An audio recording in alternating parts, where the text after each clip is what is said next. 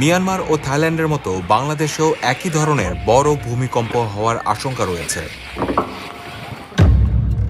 বিশেষ করে ঢাকা, চট্টগ্রাম, সিলেট, ময়মনসিংহ অঞ্চল ভূমিকম্পের উচ্চ ঝুঁকির মুখে রয়েছে।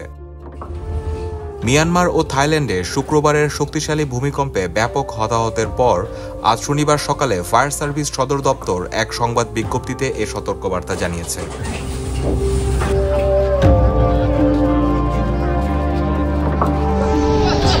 সংবাদ বিজ্ঞপ্তিতে বলা হয়েছে, মিয়ানমার ও থাইল্যান্ডের বিভিন্ন অঞ্চলে পরপর দুটি শক্তিশালী ভূমিকম্প হয়েছে।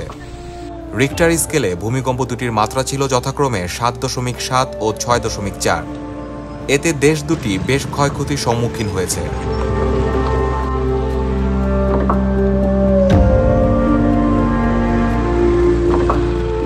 বাংলাদেশও একই ধরনের ভূমিকম্পের আশঙ্কা রয়েছে। বিশেষ করে ঢাকা, চট্টগ্রাম, সিলেট, ময়মনসিংহ অঞ্চল উচ্চ ঝুঁকিতে রয়েছে। ফায়ার সার্ভিস বলছে, ভূমিকম্প মোকাবেলার জন্য বাংলাদেশ ন্যাশনাল বিল্ডিং কোড অনুযায়ী ভূমিকম্প প্রতিরোধী ভবন তৈরি করতে হবে। ঝুঁকিপূর্ণ ও পুরনো ভবনগুলো সংস্কার করতে হবে। বহুতল ও বাণিজ্যিক ভবনগুলোয় অগ্নি প্রতিরোধের ব্যবস্থা জোরদার করতে হবে।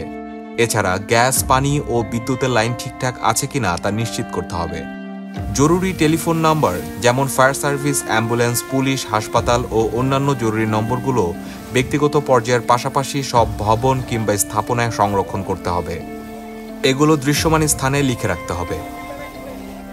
জরুরি প্রয়োজনীয় ব্যবহার্য সরঞ্জাম যেমন টর্চ লাইট, রেডিও, বাঁশি, হ্যামার, হেলমেট, শুকনা খাবার, সুপেয় পানি, প্রয়োজনীয় ওষুধ ও শিশু যত্নের সামগ্রী বাসাবাড়িতে নির্ধারিত স্থানে সংরক্ষণ করতে হবে।